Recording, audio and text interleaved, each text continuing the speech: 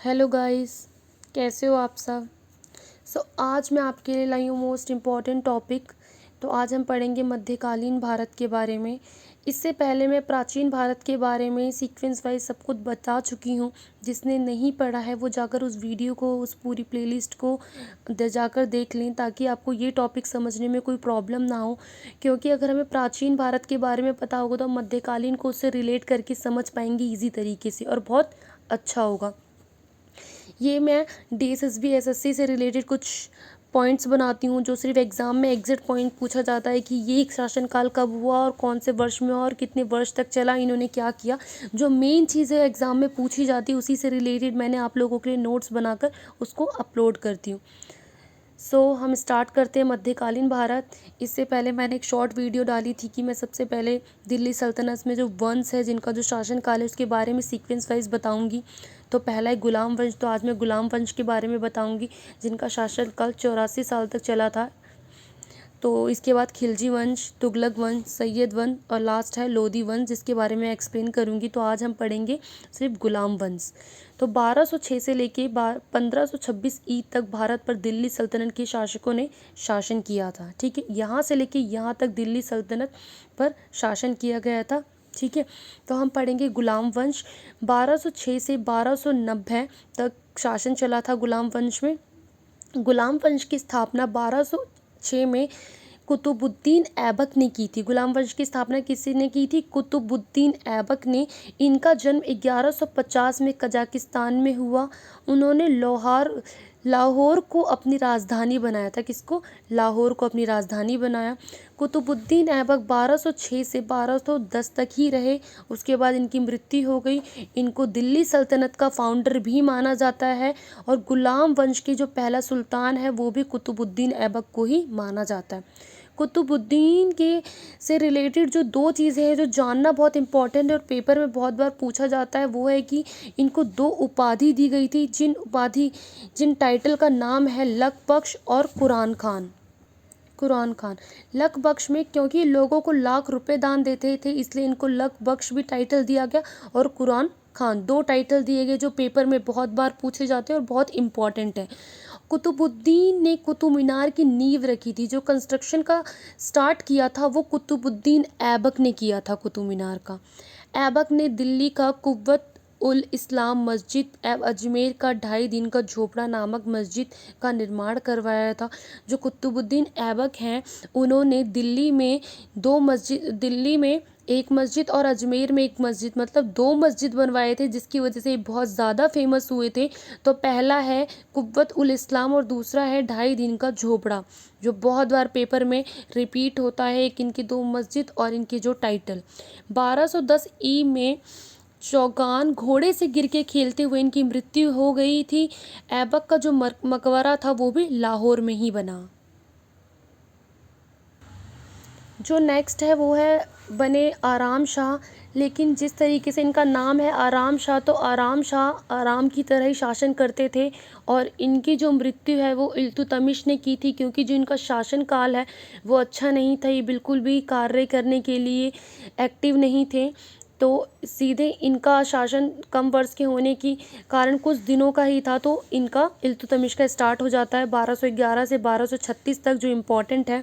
और इन्होंने दिल्ली सल्तनत में कॉइन्स, सिक्के को चलाया था, जिसकी वजह से बहुत ज़्यादा फेमस थे। और 2 सिक्कों का नाम है जिसकी बहुत ज़्यादा फेमस थे उस वक्त। एक है जीतल, जिसको बोला जाता है तांबा का था, जो तांबे का होता है, और एक होता है टांका जो चांदी का होता है। इन 2 सिक्कों की वजह से बहुत ज़्यादा फेमस हुए थे इस वक्त। और गुलामों का जो राजकुमार था वो इनको राजकुमार कहा जाता था, बिकॉज ये गुलाम वंश से थे और ये पहले गुलाम रह चुके थे, जिसकी वजह से इनको गुलामों का राजकुमार कहा जाता था। और मैंने भी बताया आराम शाह की जो हत्या करके ही इल्तुतमिश 1200 ई में दिल्ली की गद्दी पर बैठे थे। इन्होंने कुतुब मीनार के काम को कंप्लीट करवाया था, जो कुतुबुद्दीन ऐबक ने स्टार्ट किया था, कंप्लीट इन्होंने इल्तुतमिश ने करवाया था। और इन्होंने गुम्मद, मतलब टॉम का जो निर्माण का जो पिता बोलते हैं ना, वो जो फाउंडर बोलते हैं, ठीक है, जो उनके पिता थे टॉम के, वो भी इल्तुतमिश को ही माना जाता था। इन्होंने इक्ता प्रणाली की शुरुआत की थी। इक्ता प्रणाली जिसमें ये कहा जाता था कि ये लोगों को काम के बदले पैसे नहीं भूमि देते थे और अपनी खेती देते थे खेती करने के लिए, उसमें से 50% लेते थे। इसको इन्होंने इक्ता प्रणाली कहा, जो बहुत ज़्यादा फेमस थी। और 40 गुलामों की स्थापना की, जिसको चालीसा कहते हैं, और इस नाम से भी ये बहुत ज़्यादा फेमस थे। 1236 में इनकी मृत्यु हो गई। इसके बाद आती है हमारी रज़िया सुल्तान, जो दिल्ली सल्तनत की पहली और आखिरी महिला शासक थी और बहुत ज़्यादा अच्छी थी, बहुत ज़्यादा लड़ी थी। अगर आपको रज़िया सुल्तान के बारे में सब कुछ जाना तो यूट्यूब पे रज़िया सुल्तान के नाम से एक सीरियल है, आप उसको जाके देख सकते हैं। उससे बहुत ज़्यादा आपको नॉलेज मिलेगी कि उस समय किस तरीके से उन्होंने गद्दी को प्राप्त किया और किस तरीके से स्ट्रगल करके यहाँ तक पहुँची। तो बहुत अच्छा है और उसको देख के हमें बहुत सारी नॉलेज मिलती है। तो जिस बच्चे को रज़िया सुल्तान की किस तरीके से बनी, क्या क्या उन्होंने फेस किया, सब कुछ जानकारी चाहिए तो वो वीडियो जाकर देख सकते हैं, वो अवेलेबल है यूट्यूब पे। तो इनका जो शासनकाल है वो 1236 से लेके 1240 तक है। और 1236 में तुर्की अमीरों ने रुकनुद्दीन फिरोज को गद्दी से हटाकर रज़िया सुल्तान को बैठाया था। जो रज़िया सुल्तान थी बहुत ज़्यादा फेमस थी सुल्तान के नाम से, उनमें हर एक ऐसे गुण थे जो एक सुल्तान के अंदर होने चाहिए थे, इसलिए इनको सुल्तान बनाया गया था। और रज़िया सुल्तान की हत्या 1240 को डाकुओं के द्वारा कैदल के पास कर दी गई थी। इनका शासनकाल जो था बहुत कम था, क्योंकि उस समय ये डिस्क्रिमिनेशन बहुत ज़्यादा होता था कि कोई लड़की गद्दी पे कैसे बैठ गई, तो इसी चीज़ की वजह से इनको भी मार दिया गया। नेक्स्ट आता है फोर्थ, गयासुद्दीन बलबन। ये सबसे ज़्यादा शक्तिशाली शासक थे, सबसे ज़्यादा अपने टाइम के गुलाम वंश के सबसे ज़्यादा शक्तिशाली शासक थे गयासुद्दीन बलबन।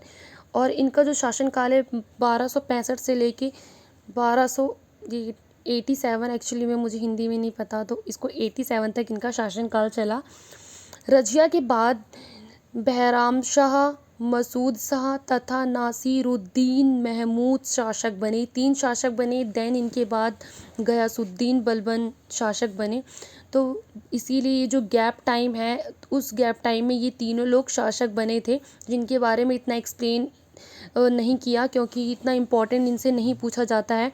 जो मेन इंपॉर्टेंट चीज़ें पूछी जाती है, मैंने वही चीज़ें एक्सप्लेन करने की कोशिश की है, ताकि बच्चों को एक्स्ट्रा ना पढ़ना पड़े, वो एग्जिट चीज़ें पढ़ सकें और अपना एग्ज़ाम क्रैक कर सकें। 1266 में गयासुद्दीन बलबन दिल्ली की गद्दी पर बैठे। अपने विरोधियों के प्रति इसने लौह एवं रक्त की नीति अपनाई, जो सबसे ज़्यादा फेमस थी, जिसको ब्लड एंड आयरन की नीति भी बोला जाता है। उस वक्त में सबसे ये इसी की वजह से फेमस हुए थे। बलबन ने मंगोलों के आक्रमण से भारत की सफलतापूर्वक रक्षा की थी। इन्होंने भारत को प्रोटेक्शन दी थी, बहुत ज़्यादा सेनाओं को बढ़ाया था, तो ये काफ़ी अच्छा था। और इनको भी टाइटल दिया गया था सीजता एप पैबोस प्रथा की शुरुआत भी इन्होंने की थी और इनको टाइटल दिया गया था। ये उस समय के शक्तिशाली शासक थे, तो ये अपने आप को अल्लाह की परछाई कहते थे और अल्लाह का सचिव कहते थे, लोगों को बोलते थे कि मैं ये हूँ। तो इसकी वजह से ये बहुत ज़्यादा फेमस थे, क्योंकि वो ये दिल्ली को प्रोटेक्शन भी प्रोवाइड कर रहे थे। बलबन ने फारसी रीति रिवाज पर आधारित नवरोज उत्सव को प्रारंभ करवाया था। जो फारसी रीति रिवाज है, उनके उत्सव को भी इन्होंने करने स्टार्ट करवाया था, तो ये बहुत बड़ी बात थी। गुलाम वंश का अंतिम शासक शमसुद्दीन कयूमर्श था, जिसकी हत्या करके जलालुद्दीन फिरोज खिलजी ने 1290 में खिलजी वंश की स्थापना की थी। ठीक है, तो अब हम इससे पढ़ेंगे खिलजी वंश। कल से स्टार्ट करेंगे हम खिलजी वंश। आज हमने गुलाम वंश पूरा ख़त्म कर दिया है, एंड नेक्स्ट जो टॉपिक होगा वो हमारा खिलजी वंश होगा। और जो कुतुबुद्दीन थे, उन्होंने गुलाम वंश की स्थापना की थी। ये एक एक नंबर के कभी क्वेश्चन पूछ लिया जाता है, बहुत बार रिपीट होता है। तो जो भी गुलाम वंश से रिलेटेड क्वेश्चन थे वो मैं कंप्लीट कर चुकी हूँ। अगर किसी को कोई क्वेरी है या क्वेश्चन है या किसी चीज़ पे वीडियो बनानी है तो आप मुझे कमेंट करके बता सकते हैं। बाकी thank you so much. Please आप इस वीडियो को पूरा देखिए एंड शेयर कीजिए।